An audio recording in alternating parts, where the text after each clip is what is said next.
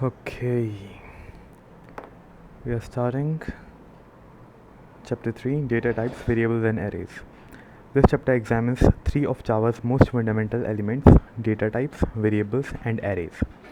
As with all modern programming languages, Java supports several types of data. You may use these data types to declare variables and to create arrays. As you will see, Java's approach to these items is clean, efficient and cohesive. Java is a strongly typed language. It is important to state at the outset that Java is a strongly typed language. Indeed, part of Java's safety and robustness comes from this fact.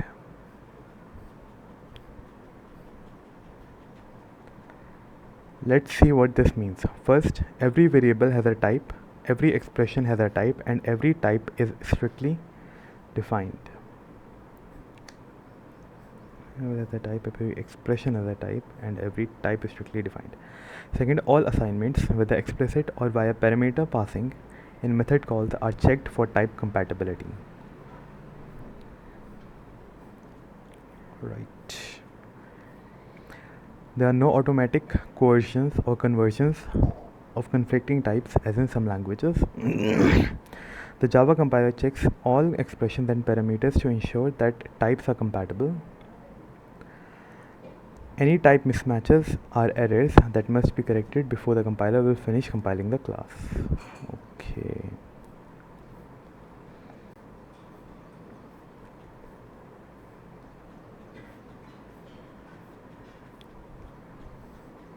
The primitive types.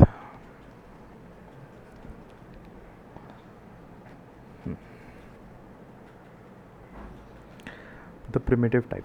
Java defines 8 primitive types of data: byte, short, int, long, char, float, and double, and boolean. The primitive types are also commonly referred to as simple types, and both terms will be used in this book. These can be put in 4 groups: integers. This group includes byte, short, int, long, which are for whole valued signed numbers. Okay. Whole valued signed numbers. Floating point numbers.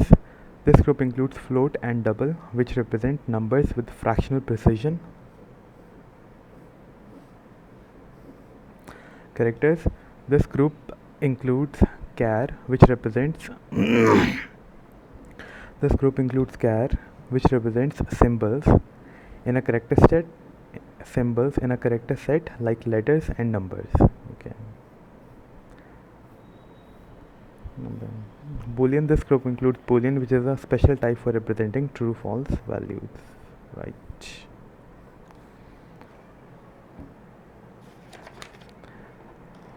Then if we move on to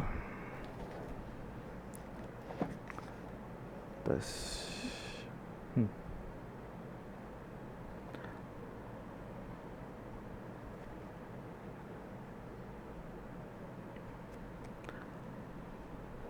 Yeah, then it will flip itself. Okay. You can use these types as is or to construct arrays or your own class types. Thus, they form the basis of all other types of data that you can create.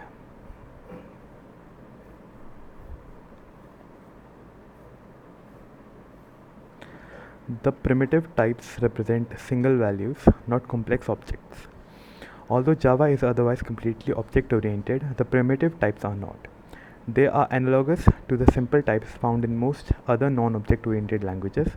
The reason for this is efficiency. Making the primitive types into objects would have degraded performance too much. Okay.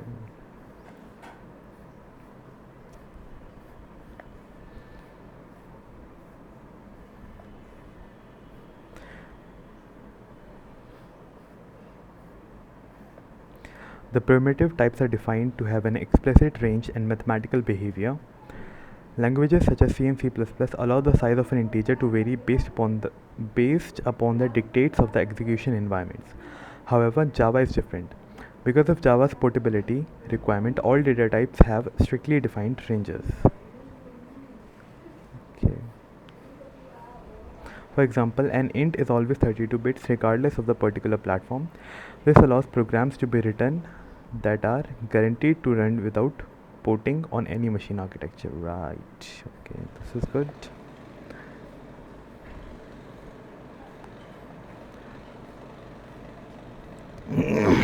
While strictly specifying the size of an integer may cause a small loss of performance in some environment, it is necessary in order to achieve portability. Let's look at each type in detail. Okay, move on to integers. Java defines four integer types: byte, short, int, and long. All these are signed positive and negative values. Java does not support unsigned positive only integers. Many other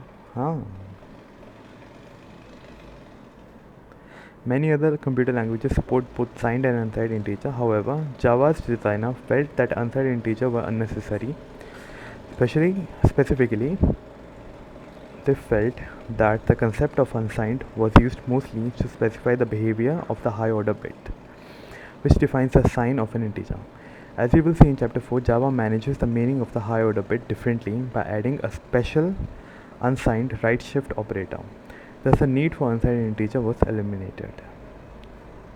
Okay, we'll take that into account. Okay. The width of an integer type should not be thought of as the amount of storage it consumes, but rather as the behavior it defines for the variables and expressions of that type. The Java runtime environment is free to use whatever size it wants as long as the type behaves as you declared them. Okay, so width is for behavior.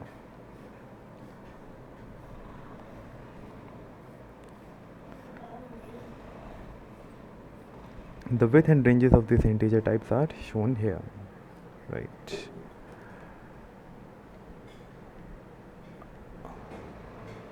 Okay, then we move on to byte. The smallest integer type is byte. This is a signed 8-bit type that has a range from -128 to 127. Variable of type byte are specifically useful when you're working with a stream of data from a network or file.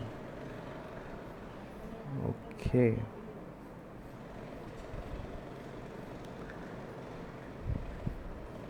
They are also useful when you're working with raw binary data that may not be directly compatible with Java's other built-in types. Alright. Then we move on to byte variables are declared by the use of byte keyword. Okay, short is a signed 16-bit type. It is a range from here to here. It is probably the least used Java. Okay. Int. The most commonly used integer type is int. It is a signed 32-bit type. That is a range from here to here. In addition to other uses, variables of type int are commonly employed to control loops and index arrays. Right.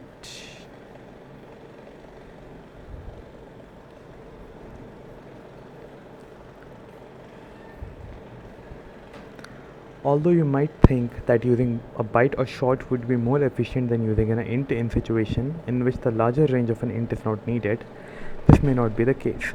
The reason is that when a byte and short values are used in expression, they are promoted to int when the expression is evaluated. Okay.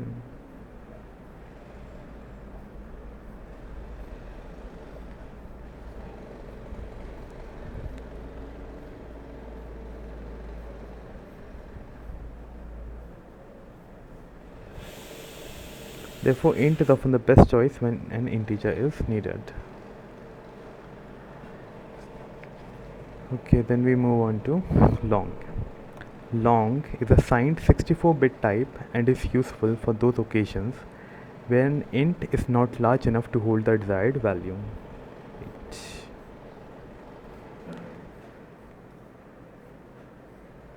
The range of a long is quite large. This makes it useful when big whole numbers are needed. For example, here is a program that computes the number of miles that Lyle would travel in a specified number of days. Okay.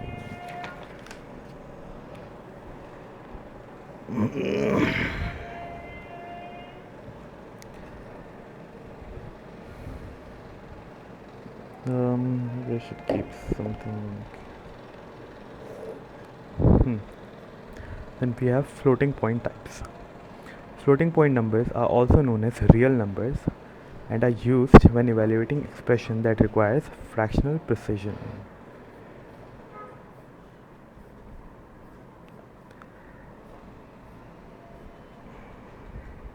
For example, calculations such as square root or transcendentals such as sine and cosine result in a value whose precision requires a floating point. Java implements the standard set of floating point types and operators.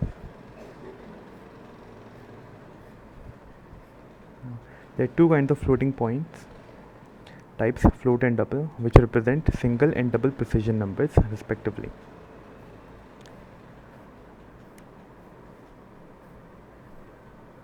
Okay, each of these floating points is examined. Okay, double 64 bits.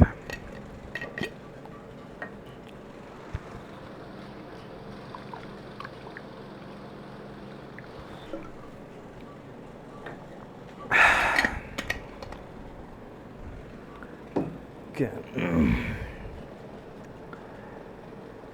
Then we move on to float.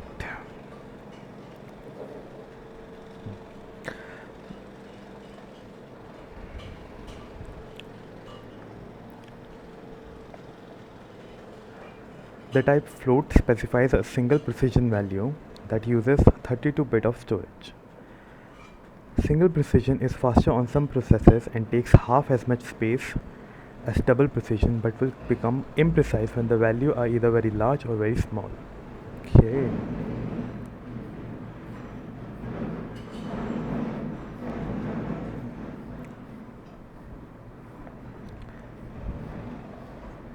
Variables of type float are useful when you need a fraction component but don't require a large degree of precision. For example, float can be useful in representing dollar and cents.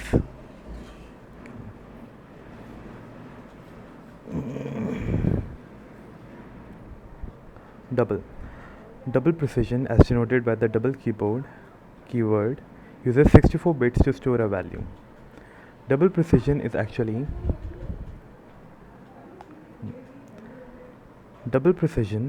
faster than single precision on some modern processors that have been optimized for high-speed mathematical calculations. All transcendental math functions like such as sine, cos, square root and return double values. When you need to maintain accuracy over many iterative calculations or are manipulating large valued numbers, double is the best choice. Okay.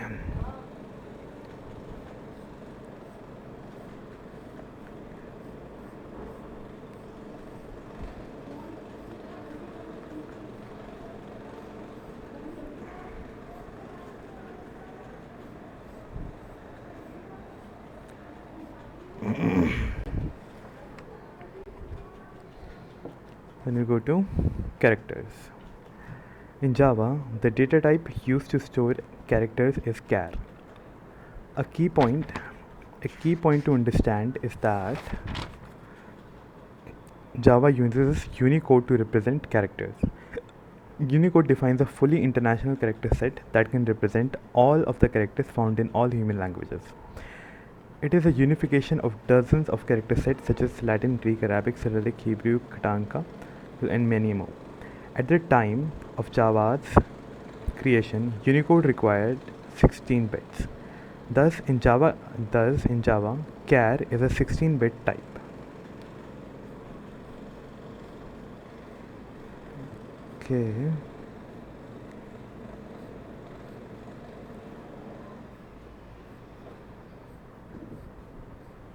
There are no negative chars. The standard set of characters known as ASCII still ranges from 0 to 127 as always, and the extended 8-bit character set 0 to 255. Since Java is designed to allow programs to be written for worldwide use, it makes sense that it uses Unicode to represent. Okay.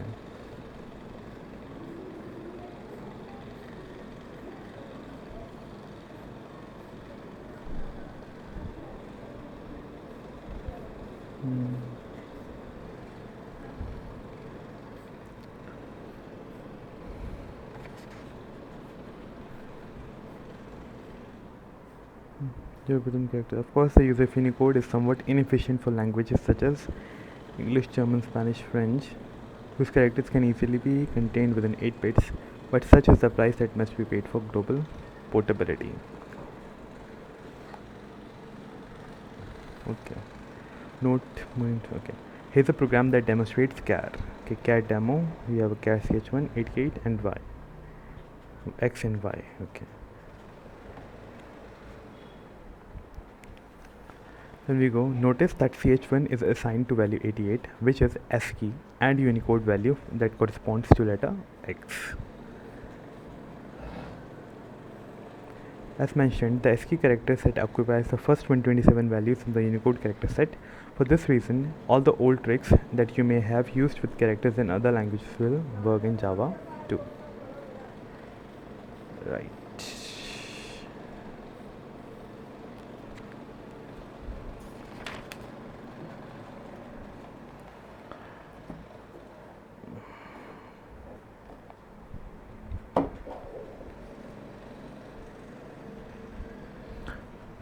Okay.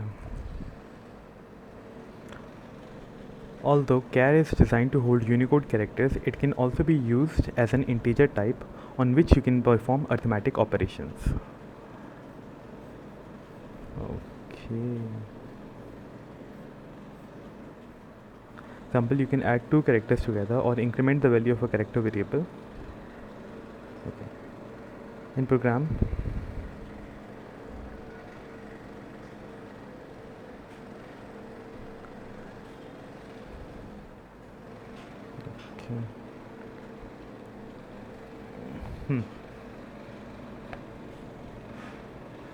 in the program, ch1 is first given value x, incremented the result with y. Okay.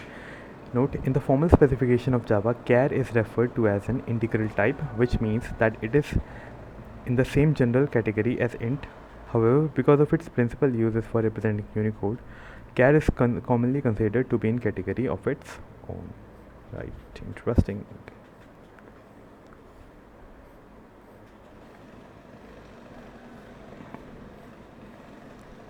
Okay, then we move on to booleans.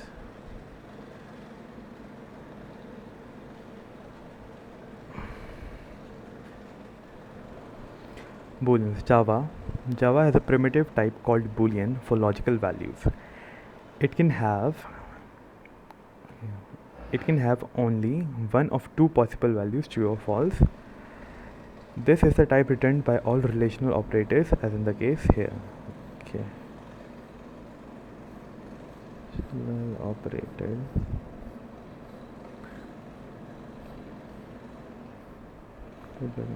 Expression that governs the control state. Written by all relational operators, as in the case a less than b. Boolean is also the type required by the conditional expression that govern the control statements such as if and for. Here's a program that demonstrates Boolean type. Okay, we take right. We have a Boolean. We have a Boolean b equals false. Then we say b is false, b equals true. Then b Boolean value can control b. So this b is true. Therefore, this statement will get executed.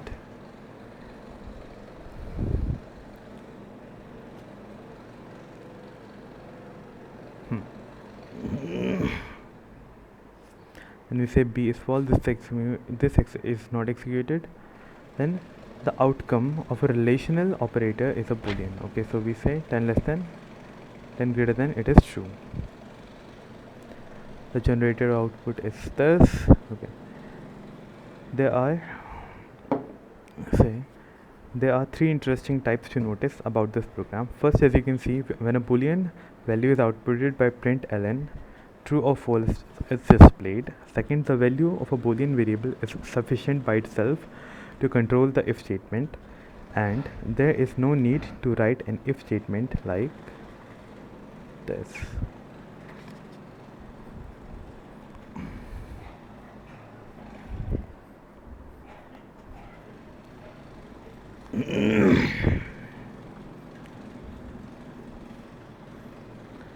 The third, the outcome of a relational operator such as is Boolean value.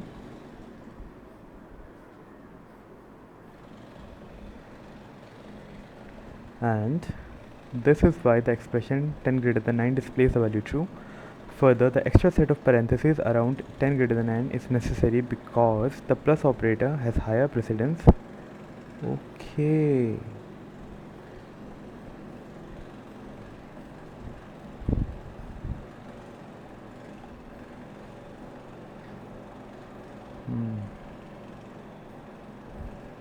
This is important.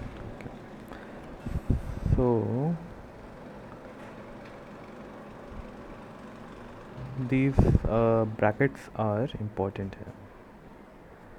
Okay, then we go to a closer look at literals. Literals were mentioned briefly in chapter 2. Now that the built-in types have been formally described, let's take a closer look at them. Integer literals. Integers are probably the most commonly used type in the typical program. Any whole number value is an integer literal. Example 1, 2, 3, 42, these are all decimal values, meaning they are describing a base 10 number. Two other bases that can be used in integer literal are octal and hexadecimal. Okay.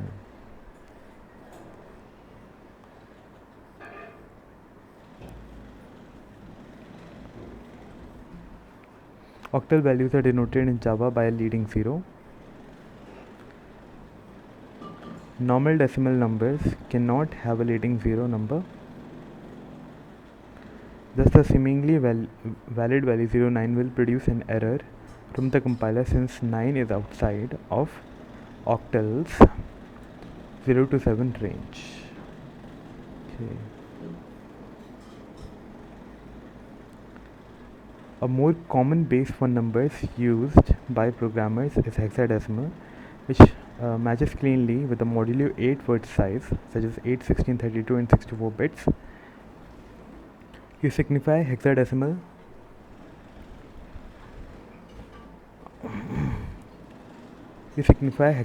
constant with leading 0, 0x or 0, capital X or small x.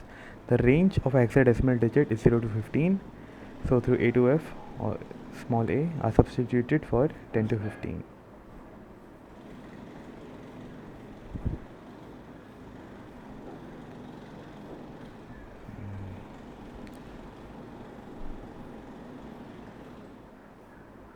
Okay. Integer literals create an int value, which in Java is a 32-bit integer value. Since Java is strongly typed, you might be wondering how it is possible to assign an integer literal to one of others Java integer types such as byte or short without causing a type mismatch error. Fortunately, such situations are easily handled when a literal value is assigned to a byte or short. Okay. Okay, now we are getting somewhere.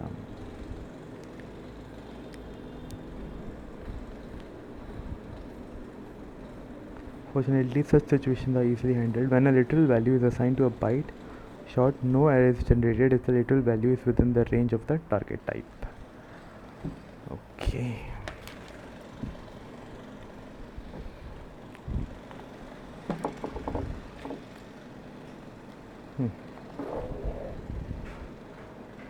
An integer literal can always be assigned to a long variable. However, to specify a long literal, you need to explicitly tell the compiler that the literal value is of type long. You do this by appending an upper or lowercase l to the literal. Okay.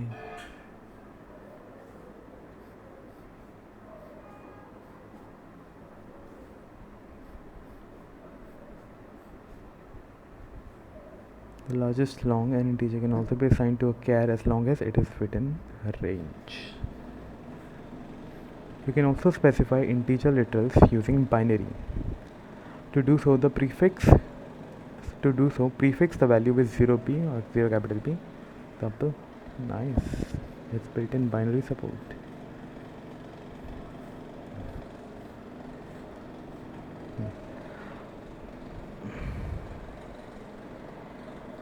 And we move on to, among other uses, the addition of binary literals makes it easier to enter values used as bit masks, right?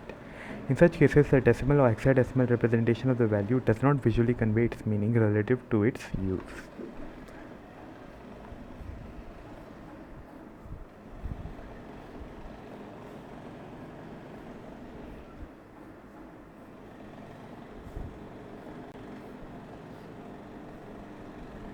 You can embed one or more underscores in an integer literal. Doing so makes it easier to read large integer literals. When the literal is compiled, the underscores are discarded. For example, okay.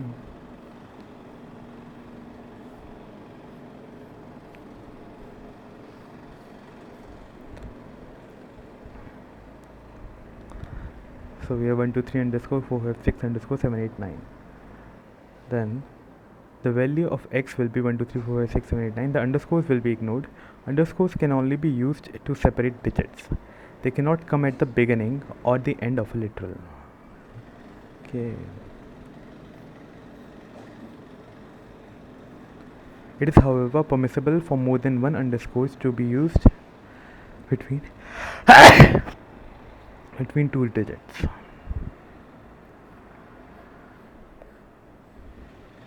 Okay. Then we go. The use of underscore is an integer literal in an integer literal is especially useful when encoding such things as telephone numbers, customer ID numbers, part numbers, and so on. They are also useful for providing visual groupings when specifying binary literals. Okay, nice.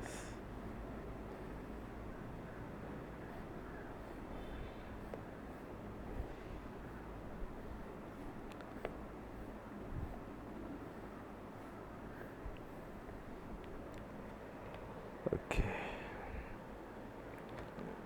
Then we move on to floating point literals. Floating point numbers represent decimal values with a fractional component. They can be expressed in either standard or scientific notation. Standard notation consists of a whole number component followed by a decimal point followed by a fractional component. Okay.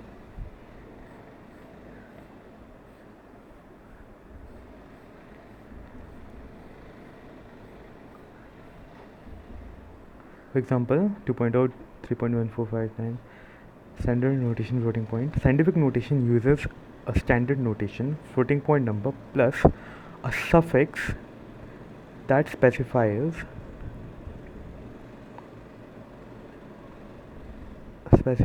a power of 10, okay, by which the number is to be multiplied.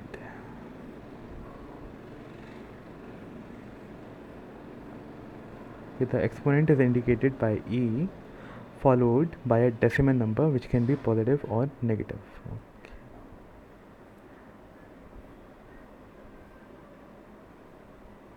Example are these. Then floating point literals in Java default to double precision. To specify a float literal, you must append an f or f to the small f or capital F to the constant. You can also explicitly specify double literal by appending d, small d or capital D. Okay. Doing so is of course redundant. The default double type consumes 64 bits of storage while the smaller float requires only 32. Okay.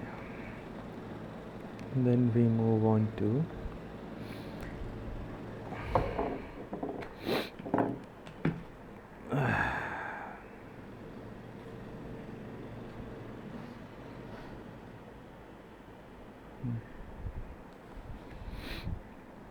Hexadecimal floating point literals are also supported, but they are rarely used.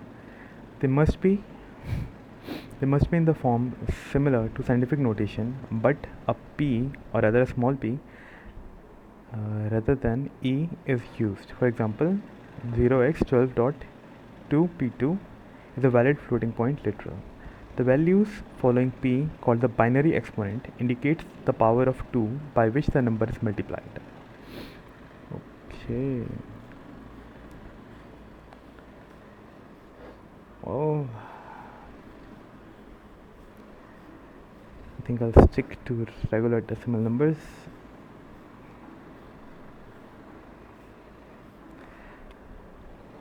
You can embed one or more underscores in a floating point literal. This feature works the same as it does for integral literals, which were just described. Its purpose is to make easier to read large floating point literals. When the literal is compiled, the underscores are discarded.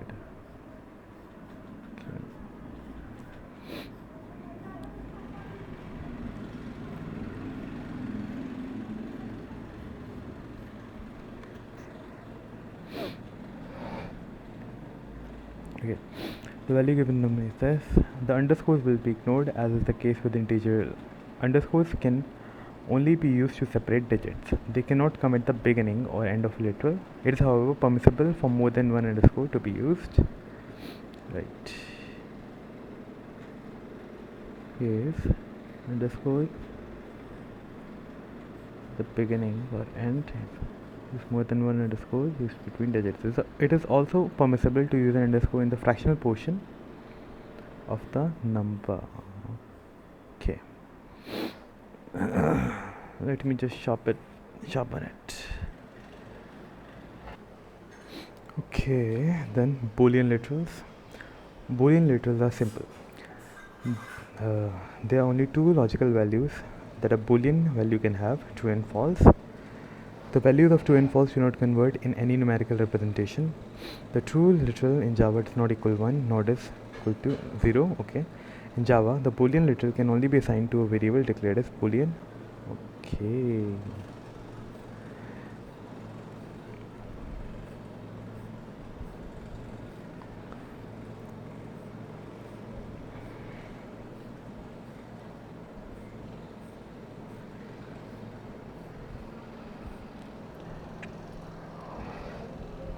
Then we have character literals.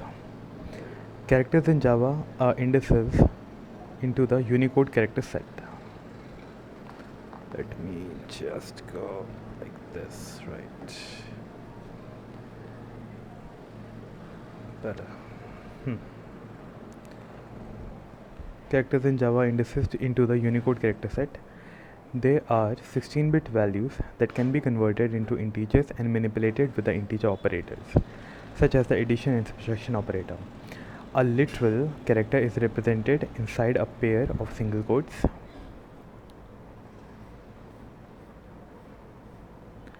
All of the visible ASCII characters can be directly entered inside the quotes, such as this.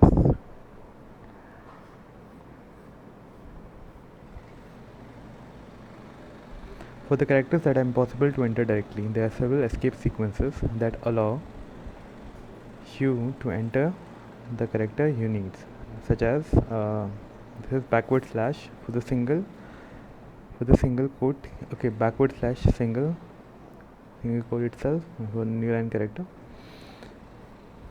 Okay.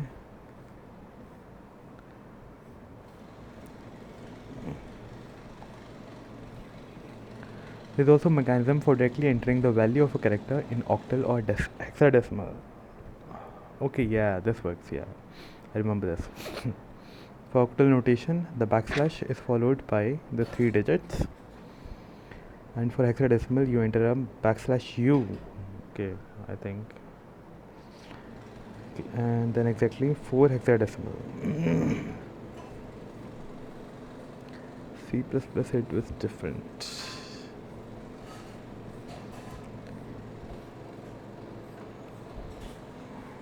Simple as an I is for that an A.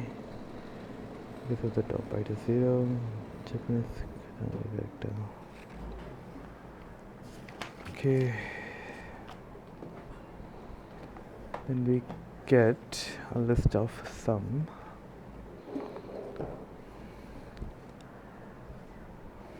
escape sequences. Okay. Then we move on to string literals.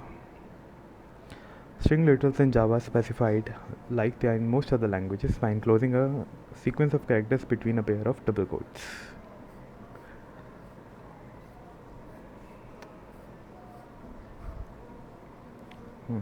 The escape sequence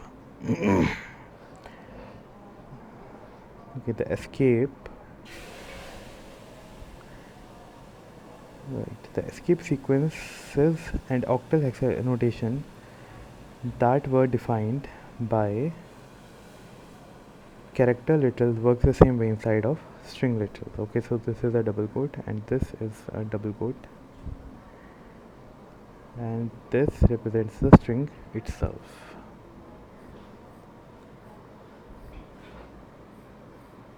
One important thing to note about Java strings is that they must begin and end on the same line. There is no line continuation escape sequence as in okay.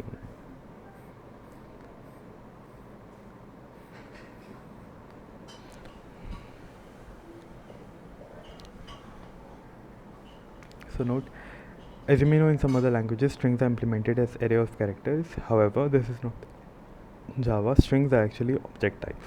Okay. As you will see later in the book, because Java implements string as objects, Java include extensive string handling capabilities that are more powerful and easy to use.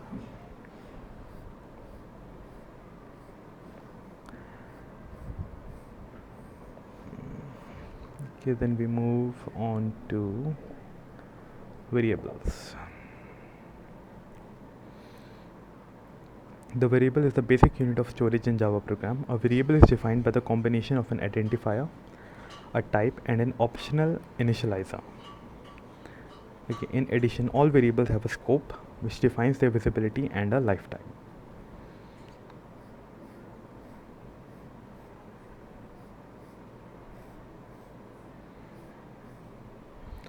Declaring a variable. Right. In Java, better. So I'll make it stand up. Not better, and this is good. Okay. Well, anyways, it is at least useful. In Java, all variables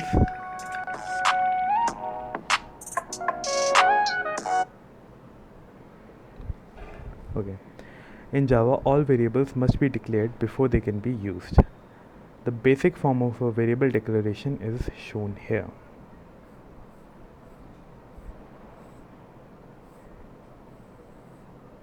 Type, identifier, value, and so on.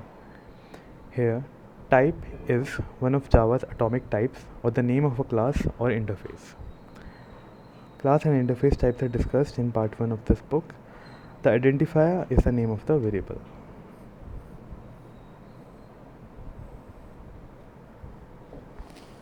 Okay.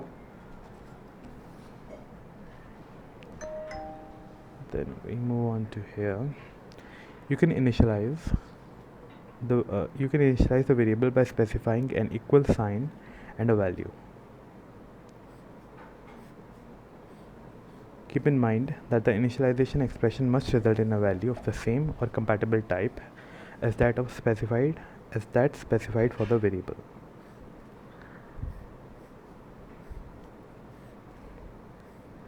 To declare more than one variable, specify type, use a comma separated list.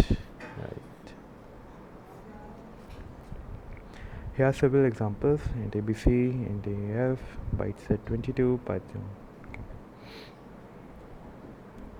Then the identifiers that you choose have nothing intrinsic in their names that indicates the type identifiers that you choose have nothing intrinsic in their names that indicate their type. Java allows any properly formed identifier to have any declared type. Okay, obviously it's Java. Dynamic initialization. Although the preceding examples have used only constants as initializers, Java allows variables to be initialized dynamically using any expression valid at the time the variable is declared. Okay.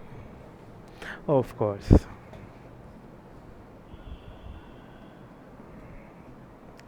For example, here's a short program. Okay. Yeah, we get it. I think it is also valid in other languages. See, where first two A and B are initialized by constants.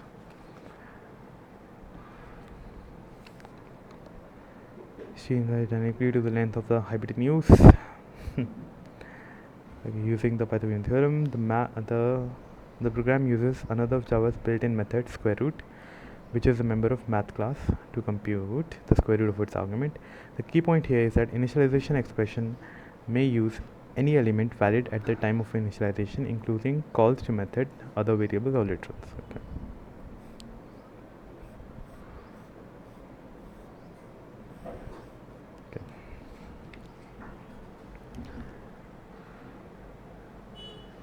Now we move on to scope and lifetime of our variables.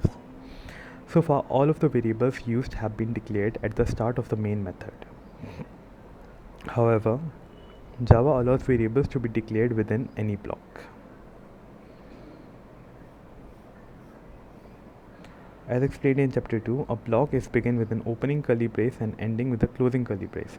A block defines a scope. Thus, each time you start a new block, you are creating a new scope.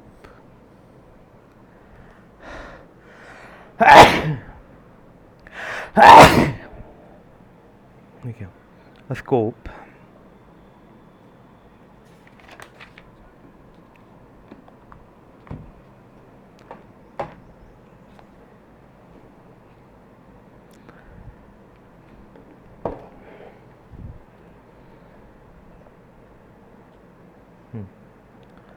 A scope determines what objects are visible to other parts of your program. It also determines the lifetime of those objects. Okay, it is not uncommon to think in terms of two general categories of scope, global and local. However, these traditional scopes do not fit well with Java's strict object-oriented model. While it is possible to create what amounts to being a global scope, it is by far the exception, not the rule. Okay.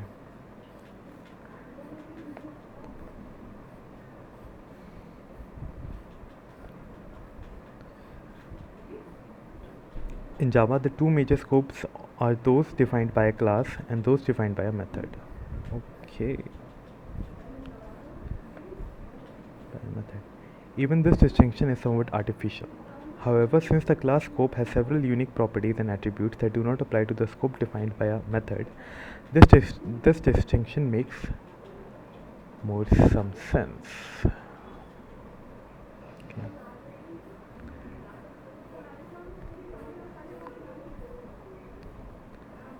Defined by a method, this distinction makes some sense. Because of the differences, a discussion of class scope is referred when classes are described.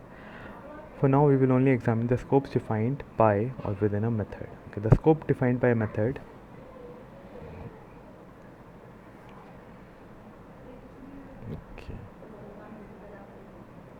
The scope defined by a method begins with an opening curly brace. However, if that method has parameters, they too are included within the method's scope.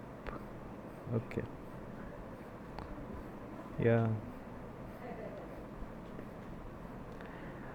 A method's scope ends with a closing brace. This block of code is called the method body. As a general rule, variables declared inside a scope are not visible, that is accessible to code that is defined outside the scope. Thus, when you declare a variable within a scope, you are localizing that variable and protecting it from unauthorized access.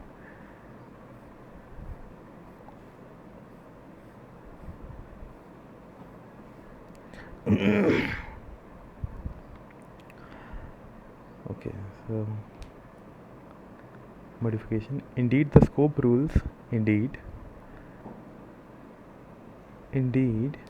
the scope rules provide the foundation for encapsulation. A variable declared within a block is called a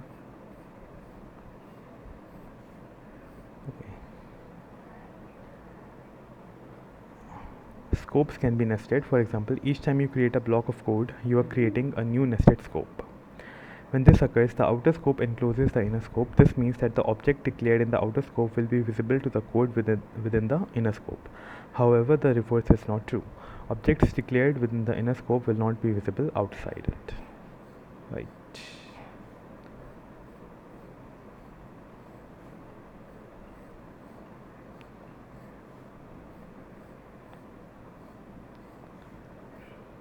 To understand the effect of nested scope, consider the following program.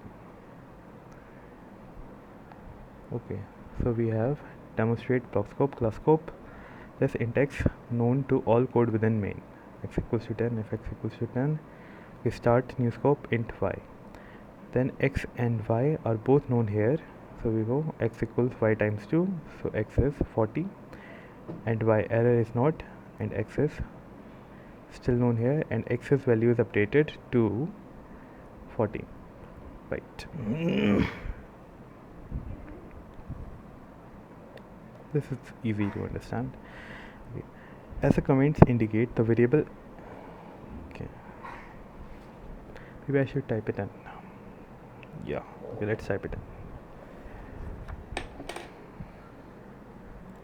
Okay. Let's type in. Come on, dude. Yeah. Okay, Java, GitHub, Java computer reference. We go. Chapter 3. We have data types, variables, and arrays. Then we create another folder. Go scopes. Then we open the terminal here. We make a new file, which is scope.java, and we open it up.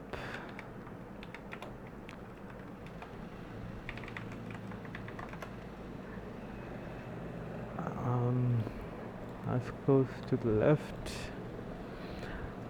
so we will go with class scope, then public static void main string args. We create a variable which is known to all code within main. Known to all code within main. Then we give it a value.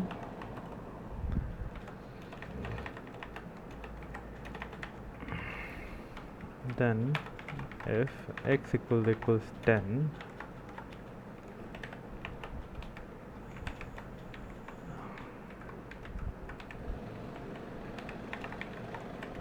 we start a new scope here.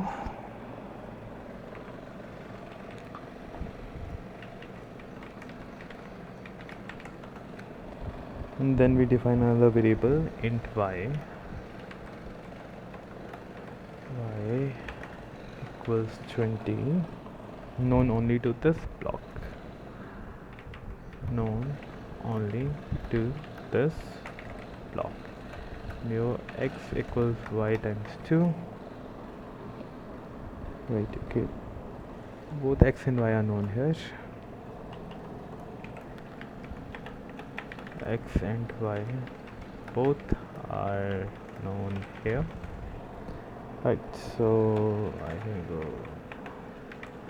system.out.println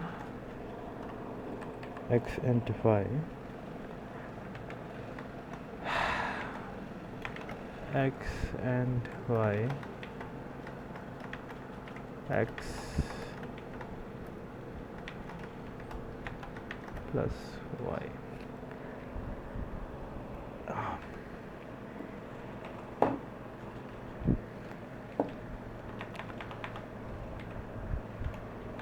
Then y equals 100. Error is y is not known here. And x is still known here.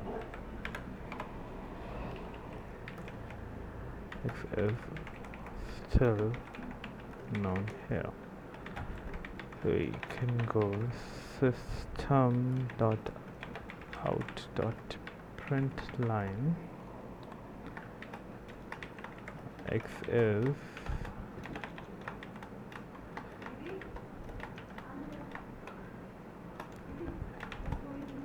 shit. Yeah, okay.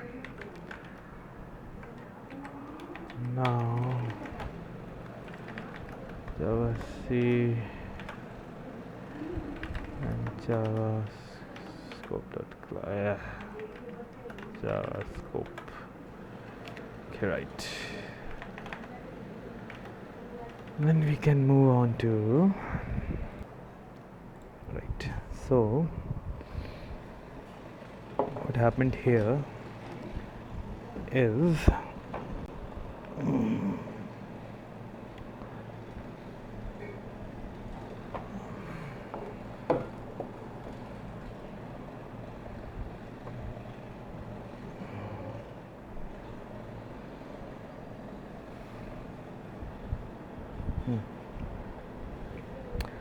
as the comments indicate, the variable x is declared at the start of main scope and is accessible to all subsequent code within main. Within the if block, y is declared since a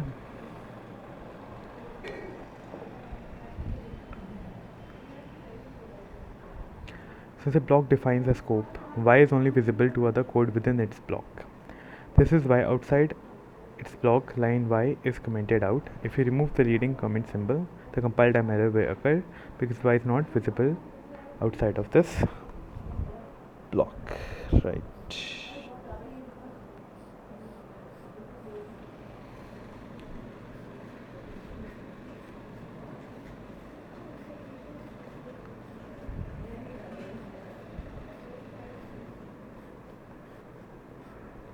Okay, then with an if block, x can be used because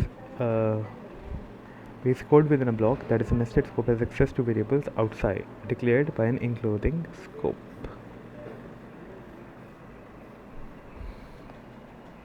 Then within a block, variables can be declared at any point but are valid only after they are declared.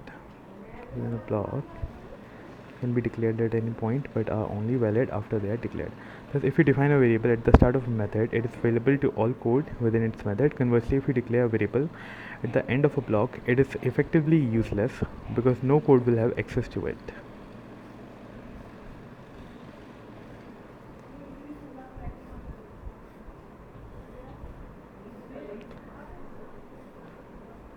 For example, this fragment is invalid because count cannot be okay. We have count equals 100. Okay, right.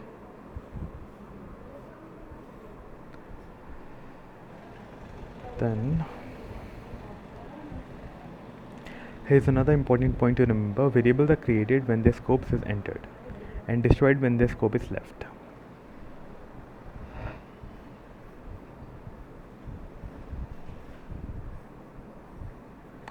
This means that a variable will not hold its value once it is gone out of scope. Therefore, variables declared within a method will not hold their value between calls to the method. Right. Also, a variable declared within a block will lose its value when the block is left. Okay, int y.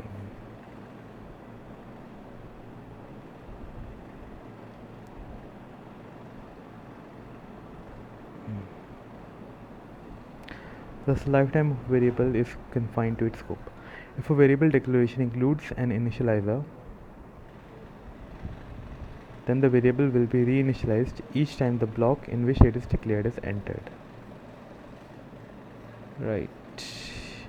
Declaring again and again.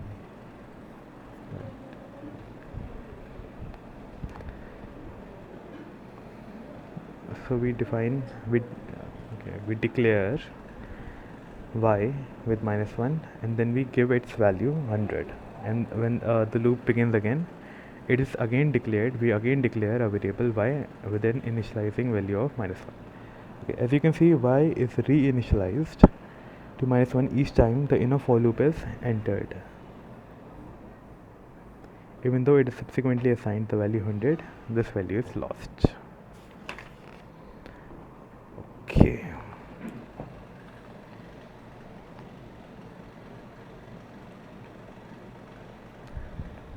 then we go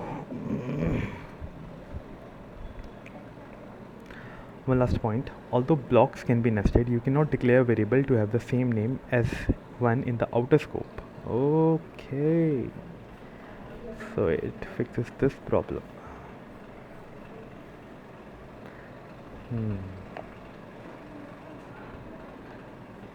Totally, you cannot just name it, right?